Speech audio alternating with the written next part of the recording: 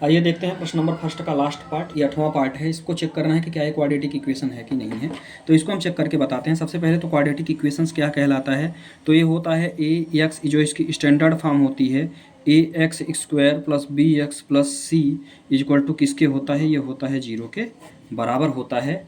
Variable मेरे 1 आए है ना, एक ही वेरिएबल होना चाहिए तब जाके वो क्वाड्रेटिक इक्वेशन होगा। ठीक है, अब वेरिएबल क्या कहलाता है आप इंट्रोडक्शन पार्ट में जाके देख लेना, वहाँ पे बताया गया है।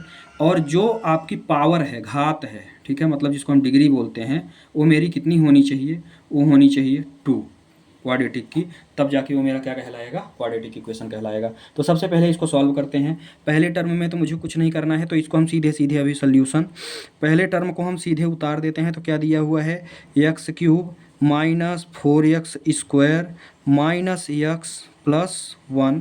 अब इसको हम क्या करेंगे, तो इसमें हमको a माइनस बी का होल क्यूब दिया हुआ है, तो यहाँ हमको आइडेंटिटी लगानी पड़ेगी। तो क्या होता है, a माइनस बी का होल क्यूब का फार्मूला क्या होता है, यहाँ हम लिख लेते हैं।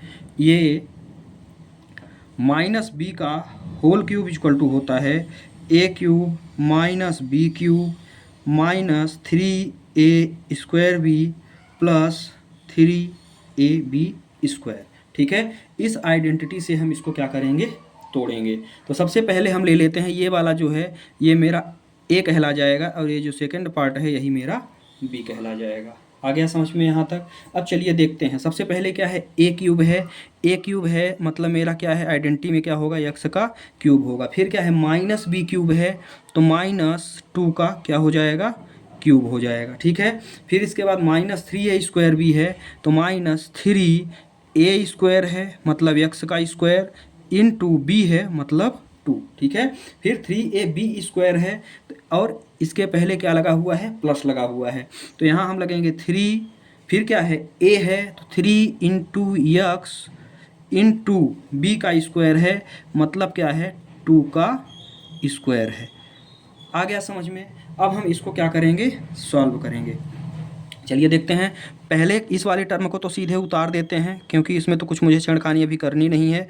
X square minus x plus 1, ये तो सीधे उतर जाएगा। इसको अब हम थोड़ा सा सिंप्लीफाई करते हैं, जो हमने इसको किया हुआ है। तो ये एक्स क्यूब हो गया, फिर इसके बाद माइनस का 8 हो गया, क्योंकि 2 2 जा 4 2 जा 8।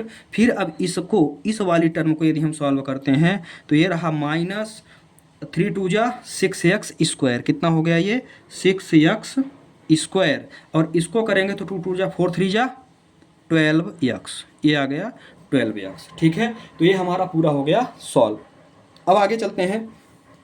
सारी टर्म को, इस वाली, ये तो ऑलरेडी इधर है, इस वाली टर्म को इधर लाते हैं। तो ये मेरा क्या है, इसको उतार दीजिए, x cube minus 4x square minus x plus 1, इसको इधर लाएंगे तो ये भी हो जाएगा minus cube plus 8 plus 6x square minus 12x equal to 0।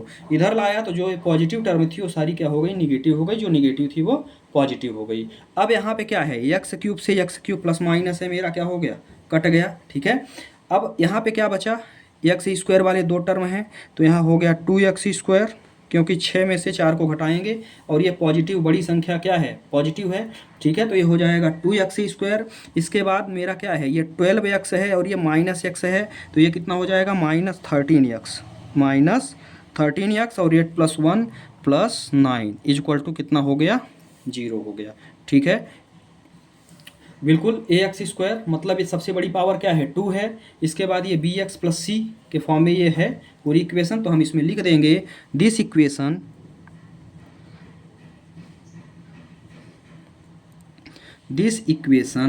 Have degree 2 with one variable,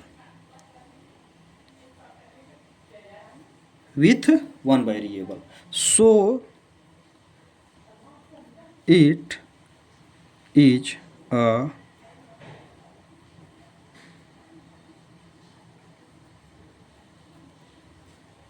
quadratic equation, इसलिए यह क्वाड्रेटिक इक्वेशन होगा। तो इस तरह से ये प्रश्न नंबर फर्स्ट के सारे पार्ट आपको बता दिए गए हैं। कहीं भी किसी भी प्रश्न में कोई दिक्कत हो तो आप कमेंट बॉक्स में ज़रूर बताएं। पहला पार्ट हुआ यहाँ समाप्त। थैंक्स।